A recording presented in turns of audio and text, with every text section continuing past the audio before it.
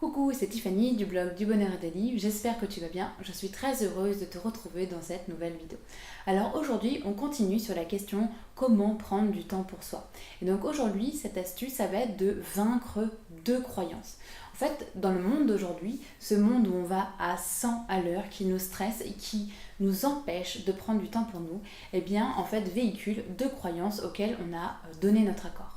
Et donc la première croyance qu'il va falloir vaincre pour prendre du temps pour soi, ça va être seuls les stressés réussissent. En fait, je ne sais pas si tu as remarqué, mais au travail, on a tendance à juger les gens par rapport à leur rythme de travail. Quand quelqu'un se trouve bien tranquillement derrière son bureau, eh bien on va trouver ça louche. On va dire, tiens, mais il travaille vraiment ou quoi celui-là?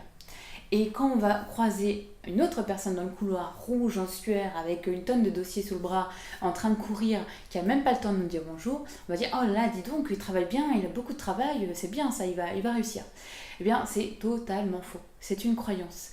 Et aujourd'hui, je nous invite à revoir cette croyance, à revoir notre regard sur la réalité.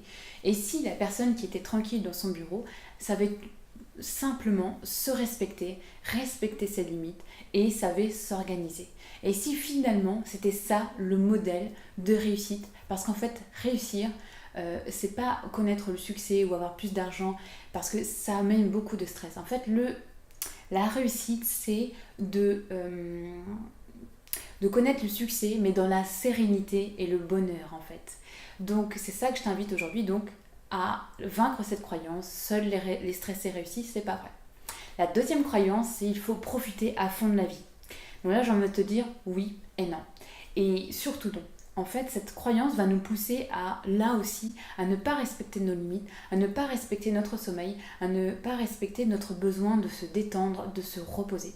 Et donc, cette croyance, il faut profiter à fond de la vie, va parfois nous amener à, sur une semaine de vacances, plutôt que de nous reposer, de nous ressourcer, nous recentrer, eh bien on va aller à l'autre bout de la planète et on va faire 10 visites par jour différentes et on va rentrer avec une tonne de photos, mais on sera fatigué et irritable. Et finalement, est-ce que c'est ça vraiment le bonheur, d'arriver, de contaminer les gens autour de nous de notre stress et on dira ouais j'ai fait plein de choses, oui mais en même temps t'es fatigué.